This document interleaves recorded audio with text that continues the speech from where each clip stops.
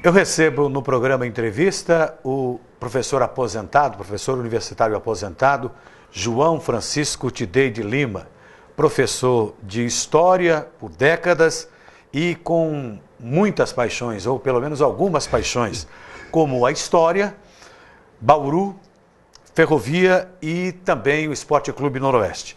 Sobre esses assuntos nós vamos conversar neste programa. Primeiro, professor João Francisco, quando é que começou a lecionar e quantos anos foram entre o magistério, a escola, digamos, secundária e também como professor universitário? Certo.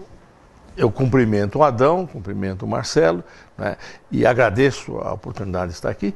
Né. Eu comecei a dar aula em 1959 no SENAC.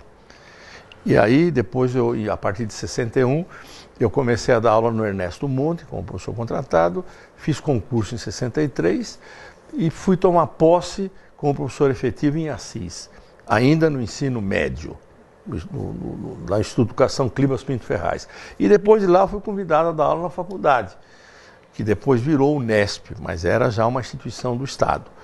E fiquei na faculdade, não é? Dei aula também na Faculdade Tupã durante uns anos, a partir de 73, 74 só em Assis, onde fiquei, não é, até 1989. Em 89 eu vim para Bauru, depois que o campus aqui da Universidade de Bauru foi incorporado pela Unesp, aposentei em 92 e em 92 fui convocado pela Unesp para montar o arquivo ferroviário. O material do arquivo estava tudo jogado, estava tudo amontoado lá nos barracões, não é? No meio dos trilhos. E a gente organizou um projeto para montar o arquivo. Não é? E aí, aí fiquei lá como supervisor lá do arquivo, como organizador, etc., até 2005. Não é? E também, nesse meio tempo, eu, a partir de 1994, fui convidado para dar aula na USC. Assumi lá a disciplina de História Moderna e fiquei lá até 2008, quando deixei a USP. A paixão pela história, não é? Quando começou e por que começou? Olha, a paixão pela história, por incrível que pareça, ela começou em Garça. Eu tive um excelente professor de história, o professor José Maurício, que já não está mais entre nós, você entendeu? E o professor José Maurício era um professor brilhante, você entendeu? E aquilo me entusiasmou muito, né, a respeito da disciplina, e eu acabei ficando, né, enamorado da história, né, enquanto área do conhecimento. Né? E aí aquilo que me acabou depois me conduzindo até o vestibular aqui em Bauru para poder seguir a carreira de historiador. Da história nós já vamos dar um mergulho pela ferrovia, né? Certo. E aí, nós vamos, durante as respostas do senhor, nós vamos apresentar algumas imagens aí, tanto da estação da Noroeste, quanto da antiga estação da Paulista, quando a estação da Noroeste também era ainda uma estação de madeira. E aí o senhor, como responsável pelo Museu Ferroviário, por organizar, o senhor deve ter aprofundado na história da ferrovia no Brasil. Primeiro, Bauru deve o que é hoje essencialmente à ferrovia, ou a posição geográfica de Bauru, ela acabaria levando a cidade fatalmente a um desenvolvimento ou não? O crescimento, o progresso e a consolidação de Bauru, politicamente, economicamente, socialmente, tem a ver muito com a ferrovia? Tem tudo a ver com a ferrovia. Eu acho, por exemplo, né, existe a questão da posição geográfica, etc., não é? Mas Bauru, por exemplo, só para dar um exemplo, né? Bauru era, à altura de 1900, Bauru era um povoado. 1900 era um povoado, já era um município, né? Tinha 500 pessoas. Aí chega a Estrada de Ferro Sorocabana... 1908, não é? Okay. Inauguração da Sorocabana. Não, Sorocabana chega antes. Foi a primeira a chegar, no começo do século XX. Né? Chega de Botucatu como um ramal da Sorocabana, né? Esse trecho Botucatu-Bauru. Logo em 1904, 1905, se instala a Estrada de Ferro Noroeste, você entendeu? E em 1910 chegam os trilhos da Companhia Paulista de Estrada de Ferro. Então, né, em 10 anos, Bauru, que era um povoado de 500 pessoas, se torna uma cidade de 10 mil pessoas. E um crescimento 20 vezes. E já com serviço telefônico. Daqui a pouco você vai ter, né, já com serviço telegráfico, daqui a pouco você vai ter também já instalado em Bauru uma rede, um serviço, né, de água e de esgoto. Quem instala, inclusive, supervisiona a instalação é o engenheiro São Martin, que dá nome a uma das ruas aqui de Bauru. Então a cidade decola. Ela decola assim rapidamente. O município já tem 20 mil pessoas à altura de 1910 e se torna polo regional. É possível dizer também que a ferrovia trouxe o incremento urbanístico, paisagístico à cidade? Mas sem dúvida nenhuma, não é? Você, inclusive, não é, a partir de 1918, para você ter uma ideia, não é? Bauru se torna tão importante para o desenvolvimento ferroviário, que a Estrada de Ferro Noroeste do Brasil, que tinha os escritórios no Rio de Janeiro, os escritórios são transferidos para Bauru, escritórios centrais.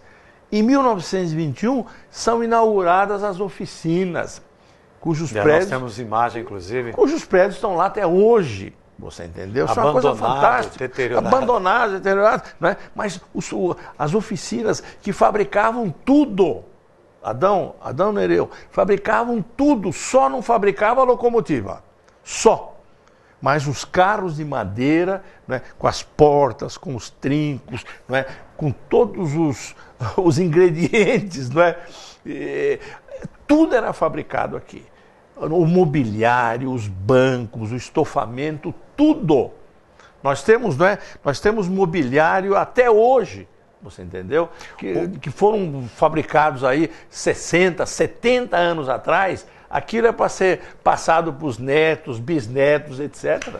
Há um dado curioso, e aí o senhor pode ratificar a importância, né?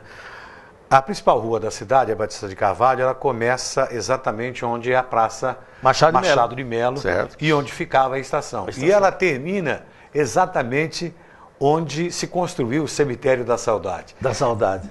Nesse ponto, e que ironia, pode-se estabelecer exatamente a importância, porque hoje quem está em Bauru não tem noção que a Batista de Carvalho ela continua depois das Nações Unidas. Isso dá uma dimensão exata do que era o progresso em torno porque isso vem magiando toda a ferrovia. A ferrovia centraliza tudo, não é? Ali começa a Rua 1º de Agosto, na verdade. Ali começa também a Rua Batista de Carvalho, né? Na parte de cima, a Avenida Rodrigues Alves, não é? A ferrovia, efetivamente, a Pedro de Toledo, a Avenida Pedro de Toledo. Então, a ferrovia, ela é digamos assim, ponto de partida, o pulmão, é o pulmão da cidade, o ponto de partida, como você falou. Você entendeu? Então, ali onde você tem hoje aquela majestosa estação, que infelizmente está no estado que você sabe, não é? Mas aquilo depois foi construída uma estação de madeira, né? Depois acabou sendo demolida. A partir de 1934, né? Começa a ser construída a estação ferroviária para servir as três ferrovias, para atender as três ferrovias. Mas é da Estrada de Ferro Noroeste do Brasil. E era algo imponente para a época. Mas completamente. A estação ferroviária. A estação ferroviária, meu caro Adão Nereu, a estação ferroviária era a estação ferroviária mais moderna, né, do interior da América do Sul. Veja bem, a estação ferroviária mais moderna do interior da América do Sul, com um movimento que lá pela metade do século passado, à altura de 1950 mais ou menos, você tinha ali, né, cerca de 28 a 30 trens de passageiros por dia, fora os trens de carga, meia dúzia de trens de carga. Isso significava também, sob o ponto de vista econômico, tanto pelos trens de carga, por toda a economia da região que acabava vindo até Bauru para seguir pelo Porto de Santos, na verdade de toda a região. Perfeito. E acho que num determinado momento, acho que inclusive de todo o oeste do estado de São Paulo. Perfeitamente. Né? Isso dava a Bauru a condição de uma cidade muito rica para a época, de uma renda, talvez naquele tempo não se pensasse nisso, mas renda muito per capita, mas era uma cidade onde havia muito dinheiro. Muito. Você tinha a função, Bauru, né, não tinha grandes indústrias, digamos assim, né? Nunca foi uma cidade industrial, etc. Mas tinha uma função comercial. E essa função comercial era instrumentalizada pela ferrovia. Então isso e dava a Batista de Carvalho era um marco. Nossa disso, né? Senhora! Grandes lojas. Nossa Senhora! As grandes, né? Quantas firmas que não se instalaram aqui, não é? Em função da importância da cidade conferida pela ferrovia, sem dúvida nenhuma, não é? Eu lembro da inauguração da Companhia Antártica Paulista, né? Inaugurado ali às margens da ferrovia. Nunca me esqueço disso, né? A Coca-Cola também veio para cá, não é verdade? Então você tem as grandes indústrias, etc. Não é? Bauru se torna realmente um polo, não é? E esse polo ele foi potencializado pela ferrovia. Agora, é claro, depois que a ferrovia entra em decadência, a cidade tem que mudar a sua função, etc. É nesse aspecto que eu quero aproveitar esse gancho, a decadência da ferrovia. Se o Brasil não tivesse optado pelo abandono da ferrovia e o incremento do transporte rodoviário, e só depois de algumas décadas aí então ter se despertado para o transporte fluvial, mas que também não foi muito longe, porque nós temos apenas uma hidrovia no estado de São Paulo e muito pouco no país. Não é?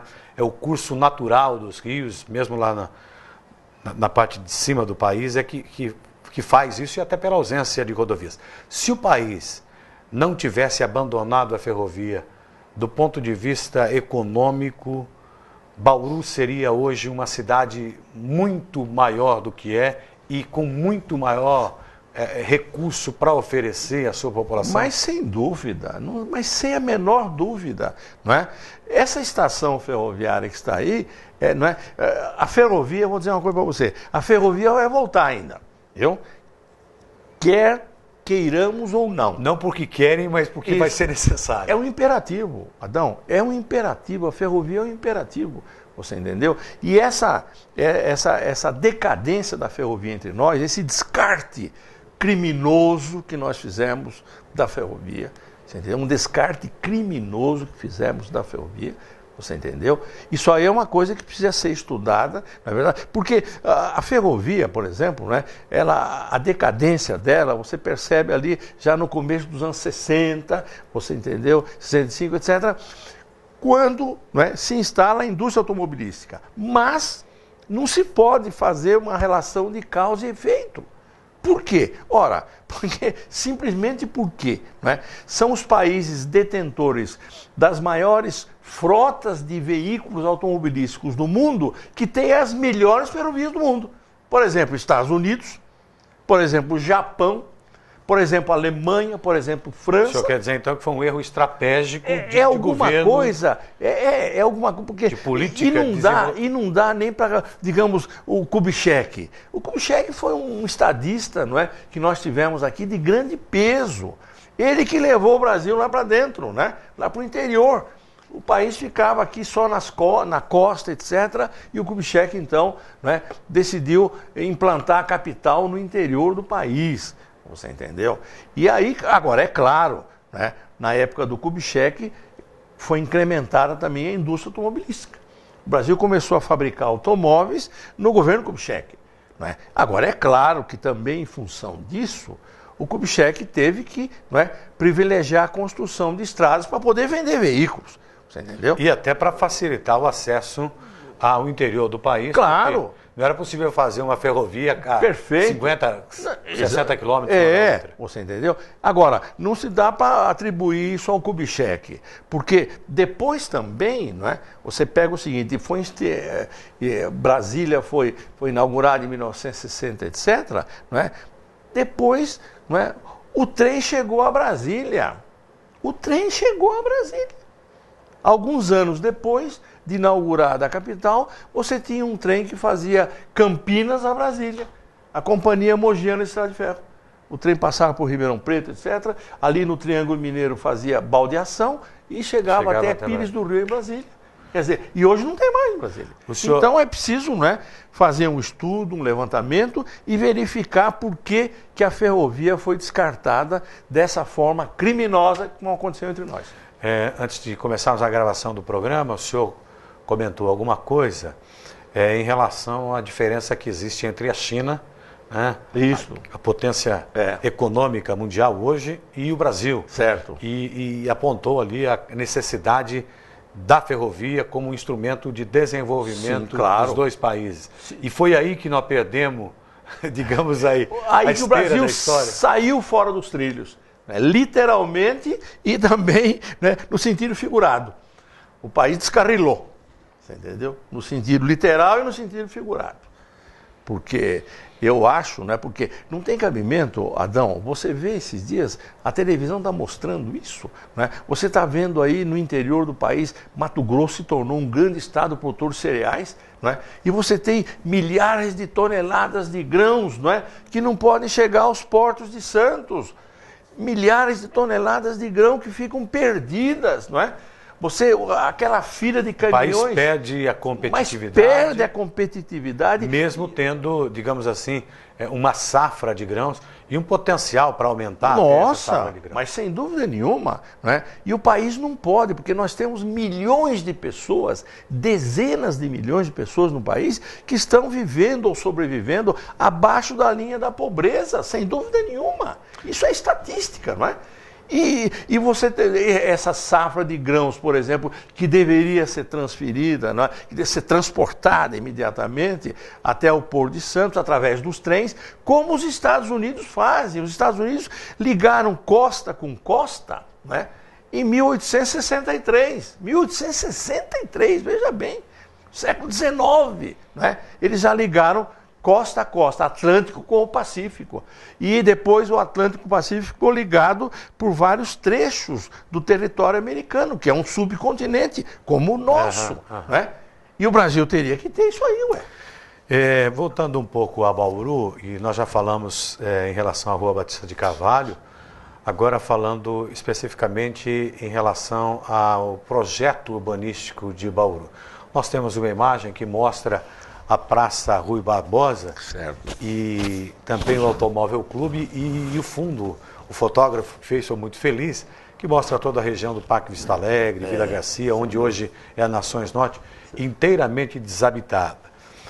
Qual foi, da parte da ferrovia, a contribuição que ela deu para o urbanismo de Bauru e também para obras, por exemplo, como o Automóvel Clube? É possível se estabelecer uma ligação entre grandes obras que houve em Bauru, como o Automóvel Clube, que certamente, do ponto de vista arquitetônico, era uma das joias raras da cidade, o próprio estádio do Noroeste? É possível estabelecer esta relação com a ferrovia? Sem dúvida, né? Sem dúvida. A ferrovia, por exemplo, né? Você tinha a altura, não é? Então tem essa questão aí de que Bauru se torna uma cidade ferroviária entre 1900 e 1910, né? A população cresce bastante, não é verdade? E a partir daí, então, você vai ter, os trabalhadores se organizam, né? Se organizam em associações, se organizam em sindicatos, não é? A ferrovia vai criar, inclusive, né, uma escola técnica. Para que se possa ter uma dimensão, no auge, a ferrovia chegou a ter quantos mil empregados na cidade? Trabalhadores. É alguma coisa em torno de, né, são juntando milhares de trabalhadores. Com oficinas, era a categoria profissional mais numerosa, sem dúvida nenhuma. É a categoria dos Mas certamente passava de mil. Não, milhares. Não é de mil, né? Coisa de 3, 4, 5 mil. Né? 3, 4, 5 mil. Milhares. Tanto é que a ferrovia depois vai construir até uma vila para os trabalhadores, a Vila Dutra. Vila Dutra. Você entendeu? Assim como também a Companhia Paulista tratou de construir uma espécie de colônia para abrigar os seus trabalhadores, para poder ter controle sobre eles. Você entendeu? Existe esse aspecto, né? Poder ter controle sobre eles e para que eles se sentissem, né, como se estivesse na sua casa. A ferrovia passa a ser uma extensão da sua casa. E a ferrovia, ainda aqui para Bauru, não é? A ferrovia, em 1935, a Noroeste criou uma escola técnica, escolinha, para formar mão de obra. Para a ferrovia. Para a ferrovia.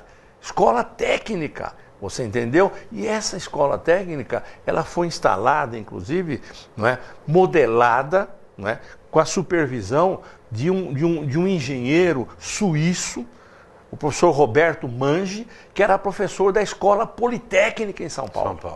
Escola Politécnica. E isso acabou sendo uma espécie de matriz. Você entendeu? Essa escolinha da Noroeste, em 1935, escolinha para depois se criar o Senai, que vai ser criado na década de 1940. Senai, Sesc, né? O SESI na década de 50. Não é? Então, a questão ferroviária aí, não é? Ela faz parte da identidade da cidade. Em todos os aspectos. Quer dizer, depois você vai ter a criação de um hospital, né? O hospital criado pela ferrovia.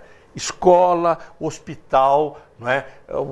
Você vai ter, então, toda essa estádio do Noroeste. Né? Aí depois você vai ter a questão, não é? Os ferroviários se organizam, inclusive na área do lazer, e criam, não é, o clube em 1910, que fez agora 103 anos. Né? Em 1910, 1º de setembro de 1910. Os ferroviários entram em campo. Né? Nós já vamos entrar no aspecto do Noroeste como clube, que é uma paixão do senhor também, mas como professor, como pesquisador, não sei se posso atribuir também o nome de historiador. Pode sim, porque eu já produzi coisa. Algum fato na história de Bauru que o senhor considera que não se dê a devida relevância, mas que foi crucial, e aí seja do ponto de vista político, seja do ponto de vista econômico ou social, que como, digamos assim, pesquisador e historiador, o senhor tem hoje a oportunidade de dizer, olha, Bauru tem algo que não se consta ou não se dá a devida importância na sua história, mas que teve efetivamente, pode até ser uma personalidade, ou um segmento, ou uma atividade. O senhor vê algum hiato na história oficial que precisa ser preenchido por conta disso? Eu acho, né? Você pega Bauru, por exemplo, não é? Você teve aqui, é uma cidade, não é? Nós estamos falando da ferrovia, por exemplo, né? A questão eu acho que aqui no Brasil, Adão, existe um jornalista, não é? Que já morreu, questão uns 2, 3 anos atrás, o Ivan Lessa, não é? Filho de origens Lessa, né? Que é de Lençóis Paulista. E o Ivan Lessa tem uma frase que eu acho muito interessante, né? Diz que no Brasil a gente, a cada 15 anos, esquece o que aconteceu nos últimos 15 anos. Você entendeu? Então essa questão da memória é uma questão realmente que precisa ser avaliada criticamente, não é? Eu acho que a cidade teve, não é? Você tem lá nos anos, digamos assim, anos 50, não é? Anos 50, metade do século, não é? Você teve ali, naquele momento em que foi construída, não é, a Avenida Nações Unidas, não com esse nome, não é? Mas quando foi canalizado o rio. Eu nunca me esqueço disso. O prefeito era o Nicola Valone Júnior. O trecho ali entre a Rodrigues e até a Baixada de Silvina. Isso, ali, não é? Aquele trecho, o primeiro quarteirão que foi asfaltado, não é? Já sobre um terreno já que tinha canalização dos rios, foi aquela quadra ali ao lado do Senac, não é verdade? E o Nicola Valone Júnior fez ele inovou como administrador. Você entendeu? Sem dúvida nenhuma. Não é? Eu até convivi com ele, não é? Nos anos 90, fiz uma entrevista com ele em São Paulo, eu e minha mulher, fomos entrevistá-lo lá num apartamento dele na Avenida São Luís, não é? E ele encarnou um tipo de concepção administrativa, você entendeu? Político-administrativa, que foi muito característico, teve muita força naquela época, você entendeu? Então, né, Bauru teve momentos, né? O senhor entende que esse é um fato que a cidade tem que considerar? Eu acho que tem que resgatar isso aí. Tem que resgatar. Você entendeu? Inclusive, a Avenida Nações Unidas... Como administrador e como político também? Ou apenas enquanto administrador? Não. Ou precisou haver um desdobramento Não, como político? administrador e político. Né? Ele tem depois as passagens dele na política que há uma avaliação crítica, não é? Que discorda do seu comportamento político. Né? Porque ele, inclusive, fez aqui, na época de 1960, não é? Ele criou aquela dobradinha Janjan, Jânio e Jango, de João Goulart. Não é? E aí você viu o que aconteceu com o Jânio. Um grande ator, né? Um grande ator. Ele planejou um golpe, etc., e acabou não dando certo. E aí o Jean Goulart assumiu. Não é? Mas essa dobradinha Janjan, ela foi alimentada, entre outros, pelo Nicolinha. É dele também a criação do slogan que Bauru era terra sem limites? Sem limites, Cidade Sem Limites é dele. É dele, o slogan Cidade Sem Limites é dele. Não é? Ele era um político, fundou o Diário de Bauru em 1946, não é? 1º de janeiro de 1946, virou presidente do BAC, na verdade, montou um timaço do BAC, você entendeu? Para subir mesmo. Agora, claro, já com ambições políticas, não é?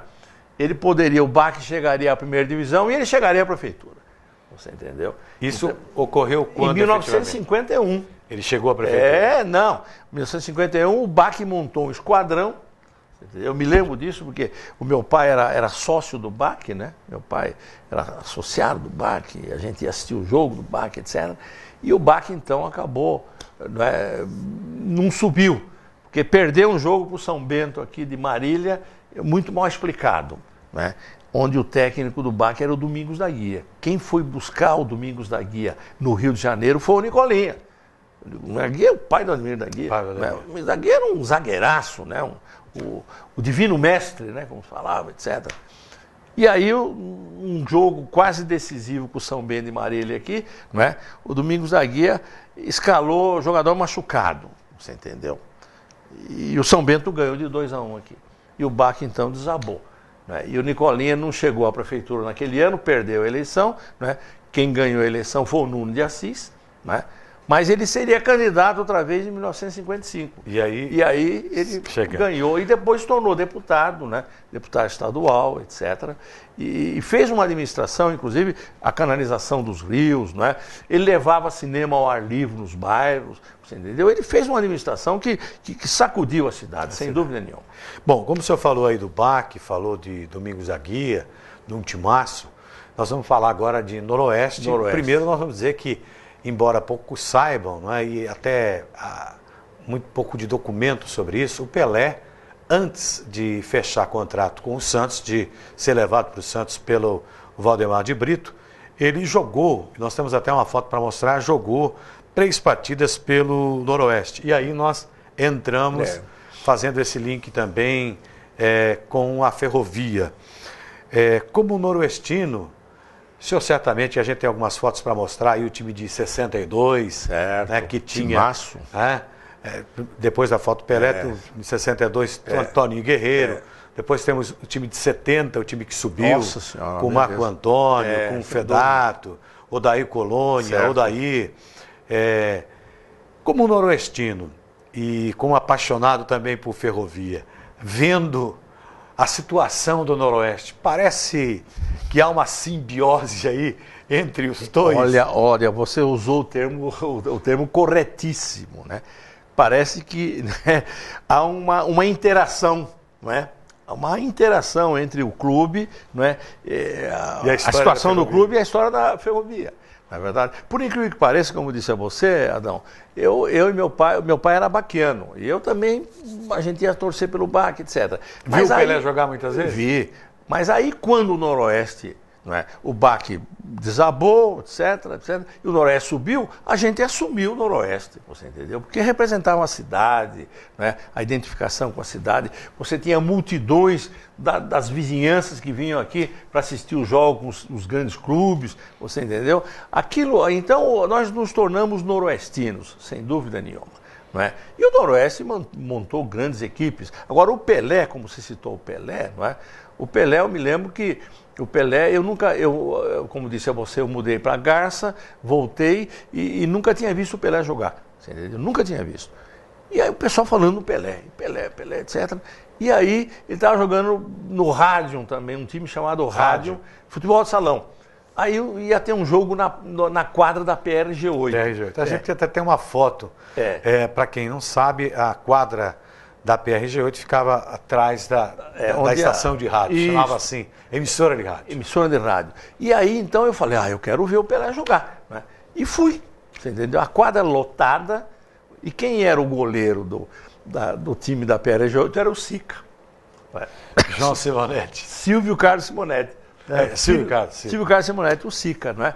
E aí, então, aí a PRG8, Bauru Rádio Clube, etc. Olha, a primeira vez que eu vi o Pelé jogar foi aquilo. Ele liquidou com o jogo. O Rádio ganhou de 7-1. Quase todos os gols do Pelé. E o Pelé tinha uma torcidinha ali, né, minoritária do rádio, torcendo para ele, e daqui a pouco eles fizeram um coro. PRG7, rebaixaram a PRG8. Você entendeu? Rebaixaram a PRG8. PRG7. Foi a primeira vez que eu vi o Pelé jogar. Agora, é claro, o Noroeste, não é, ainda nessa década, montou grandes equipes. Não é? Equipe de 58, por exemplo, derrotou o Santos aqui dentro, em 58, já com o Santos com campeões mundiais no time, você entendeu? E o próprio Pelé é um deles. E o Noroeste ganhou de 1-0, nunca me esqueço que o gol foi do Diógenes, um médio volante, que era professor da odontologia depois, né, o Diógenes. E aí depois, em 60, o Noroeste, né, em função da ferrovia, a ferrovia pegou fogo no estádio em 58. 58. Eu já morava aqui? Eu estava lá assistindo o jogo. Estava atrás do gol. Estádio Baldo Medeiros. Não, o que pegou fogo era o velho Alfredo de Castilho. O velho. Estádio de madeira. Sim, sim. Eu me lembro que estava lá, etc. E daqui a pouco, né, fogo, e em minutos destruiu tudo. E aí teve a continuidade depois do jogo no campo do BAC, o BAC cedeu. Né? E o Baldo Medeiros, que era o diretor do Noroeste, autorizou a construção de um novo estádio. E quem cedeu o terreno foi o Daniel Pacífico, o comendador Daniel Pacífico. Então foi lá inaugurado depois em 1960, com a visita do Palmeiras. Nunca me esqueço disso. Né? Uma bela de uma tarde lá no estádio que depois se chamou Baldo Medeiros. E aí, então, a ferrovia está presente nisso aí, né? Quer dizer, a ligação entre clube e ferrovia. Grandes nomes que o senhor poderia citar agora da história do Noroeste, né? Que é um clube centenário. O Noroeste, dia 1º de setembro, como o Corinthians, completou 103 anos. Ou seja, no mesmo dia, mês e ano que nasceu o clube da maior torcida do Brasil, nasceu também o Noroeste. E para resgatar, se nós pudéssemos relembrar alguns times, eu pelo menos acompanhei enquanto repórter esportivo, o time de 1987, que foi, na verdade começou em 86, mas em 87, que tinha lá Everton, Edinho, Vitor Hugo, Amarildo, Jacenir, ou de vez em quando jogava Laércio. O meio de campo era Vadinho e Márcio Araújo, o ataque Lívio, Chico Espina, Rodinaldo e Baroninho. Certo. O senhor certamente vai lembrar de outros esquadrões que teve o Noroeste. Mas o time do Noroeste, o ano, né, que deixa a memória... Em 60, por exemplo, né, nunca me esqueço do jogo da estreia lá do estádio Baldo Medeiros. Né, eu convivo com o Gualberto, por exemplo, lateral esquerdo. Né, e o Gualberto me contou a história. Falou, olha, aquela estreia minha foi contra o Palmeiras, o Julinho era o pondeiro do Palmeiras, e o Julinho então falou, Gualberto, vamos, né, jogo mistoso. Aí o Gualberto falou para o Julinho, Julinho, mistoso para você. Né, para mim é um jogo, né, que vale prêmio, vale bicho. Né. E o Noroeste ganhou aquele jogo de 3-2. E depois teve um jogo em 63 que eu acho um jogo célebre, você entendeu? O senhor lembra de alguns jogadores desse time? Lembro, 63. O Noroeste em 63 montou um timaço. Estava em primeiro lugar na 7ª, 8ª rodada do Campeonato Paulista, o Paulistão, né? Era uma beleza. O Noroeste estava em primeiro lugar, ou no primeiro, segundo, etc. E o Santos vinha jogar aqui. E o Pelé, então, estava sem contrato com o Santos. E aí o Pelé não reforma, o Santos não reforma, e o Pelé então veio embora para cá onde moravam os parentes e onde ele tinha propriedades, em 63. E ficou aí treinando no campo do BAC, né, com os funcionários do Banco Crédito Real. Você entendeu? Ficou treinando no campo do BAC e era convidado para ir na fazenda não sei de quem, fazenda não sei o que lá, ficou... E aí, não é? E a torcida do Noroeste, eu também, Adão Nereu, eu também, torcendo para o Pelé não jogar. Não jogar porque, não é? O Noroeste continuaria lá em cima. Você entendeu? E aí o que aconteceu? Não é? No sábado, o Santos desembarcou e a primeira coisa que fez foi renovar o contrato com o Pelé. Aí chegou o domingo, o Noroeste com um timaço, né? Inclusive os jogadores que estão aí até hoje dele, o Zé Carlos Coelho, por exemplo, centroavante, não? Um grande jogador do Noroeste, né? O Noroeste lá em cima, etc. E começa o jogo, eu me lembro que eu assisti o jogo na cabine do estádio, o Baldo Medeiros, né? Junto com o Pedro Luiz e o Mário Moraes, que eram monstros sagrados do rádio esportivo. Você entendeu? E eu estava ali na cabine junto com eles, porque eu tinha passado pela Ouro Verde, etc. Não é? E aí então começa o jogo, né? Pelé 1-0. Você entendeu? O Noroeste empata 1-1. Você entendeu? O Pelé faz 2-1 para o Santos. Você entendeu? Aí o Noroeste empata 2-2. E no segundo tempo, no começo do segundo tempo, o Noroeste faz 3-2. E a gente lá torcendo para continuar. E o jogo vai chegando no fim. Faltando 5 minutos, 3-2 para o Noroeste, você entendeu? Não vai dar outra coisa, né? E a gente, etc. E papapá. De repente, aos 40 minutos, Pelé 3-3. Terceiro gol dele. E aos 44 minutos, o Pelé simula um pênalti, que não foi, mas simulou, e o juiz Albino Zanferrari marcou o pênalti. O Pelé bateu e fez 4-3. A torcida, pra você ter uma ideia, nunca me esqueço disso, ficou mal agradecido, mercenário, traidor, ingrato. É assim que você paga uma hospedagem. Você precisa ver a virulência da torcida contra o Pelé. Você entendeu? E eu nunca me esqueço desse jogo. E claro, do meu lado ali, não é? O Mário Moraes comentando o jogo, não é? Não teve outras palavras a não ser reverenciar mais uma vez as qualidades do gênio que era o Pelé. Nunca me esqueço desse jogo. Bom, nós temos aí também uma foto da time de 78, que disputou o Campeonato Brasileiro, quando o Noroeste trouxe para cá, pelas mãos do ex-presidente Cláudio Amantini, o Jairzinho, que foi o furacão da Copa de 70. Então, é um time que tem um clube que tem história, claro, muita história. Sem dúvida. E o senhor fez uma profecia agora há pouco, dizendo assim, não, a Ferrovia vai voltar. E a pergunta, como bauruense, como noroestino, é: o Noroeste vai permanecer vivo? Eu acho que vai. Não é? O Noroeste é parte da identidade da cidade. É um absurdo, não é? Que o Noroeste, por exemplo, né, que nós sigamos o exemplo, por exemplo, de Presidente Prudente, que é uma grande cidade. Prudente já teve 2 times, a Prudentina e o Corinthians. Tem um belíssimo estádio, não é? E o estádio está lá, não é? Ocupado só por jogos de times de fora. Quer dizer, isso não pode. Não pode. O Noroeste tem uma infraestrutura que é invejável, uma infraestrutura invejável, né? Isso não pode ser abandonado, você entendeu? Então eu acho que o Noroeste vai continuar, sem dúvida nenhuma, não é? Eu não sei adivinhar quais os desdobramentos dessa crise. É uma crise muito séria que o time tem. Como você falou mesmo, né, sabiamente, parece haver uma interação entre a crise da Ferrovia e a crise do clube, tá certo? Eu não sei qual é o desdobramento disso, né? Eu acho que a Ferrovia é um imperativo, ela vai voltar, queiramos ou não, você entendeu? E o Noroeste também vai continuar, sem dúvida nenhuma. Bom, nós agradecemos então a presença do professor João Francisco Tidei de Lima aqui no programa Entrevista, por essa conversa, por essa, até de uma certa forma, registrar e gravar momentos importantes da história de Bauru neste programa da TV Câmara. E você continue com a nossa programação.